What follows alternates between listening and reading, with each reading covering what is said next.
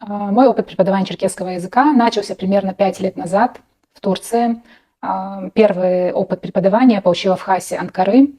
Я вела групповые уроки офлайн, позже онлайн вела тоже, и индивидуальные уроки тоже. Последние пару лет я делаю больше упор на создание методик преподавания черкесского языка и готовлю дидактические материалы. Я преподавала и онлайн, и офлайн, и у того и другого формата есть и плюсы, и минусы свои. Если рассказывать про мой опыт преподавания, то вот, допустим, когда я преподавала офлайн в Хасе, у меня были ученики, которые пропускали несколько занятий из-за загруженности на работе, или у меня было много студентов, и они в период экзаменов тоже пропускали, а потом вовсе переставали ходить. Почему? Потому что они боялись, что не смогут дальше догнать других учеников в группе.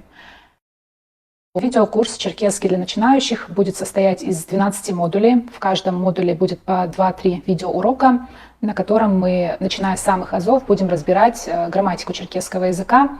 Там не будет сложной терминологии, будет все рассказываться доступным, понятным языком. И будет очень много различных примеров. И помимо видеоуроков, каждый модуль содержит озвученный словарь, презентацию этого урока и также дидактический материал. Первый раз, когда мы начали преподавать онлайн, это было в эпоху коронавируса.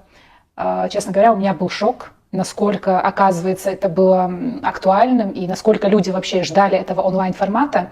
На первый поток записалось 200 учеников. И они все были из разных городов, они все были даже из разных стран, потому что огромный плюс онлайн-формата в том, что можно заниматься в любое время, можно заниматься из любого места, вам не надо куда-то ехать, вам не надо подстраиваться, подстраивать свой график под учебу.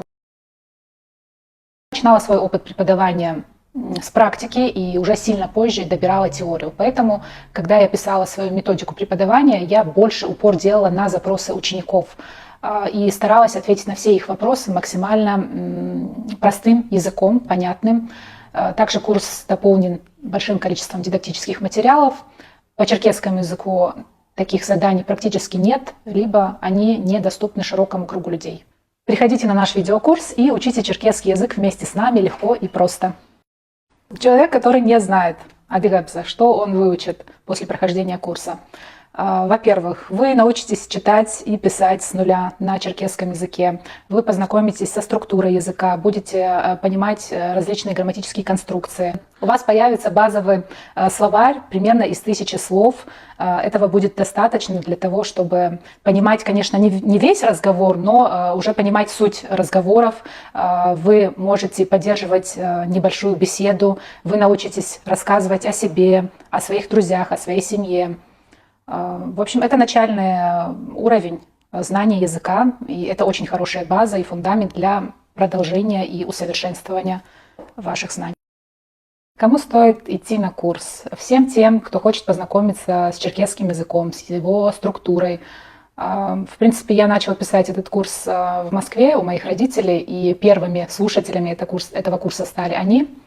Мои родители и моя сестра, и вот сестра говорит, что, в принципе, это будет даже интересно тем, кто знает язык, а папа сказал, что он узнал очень много новой информации, которую вообще не знал и о которой он даже не задумывался.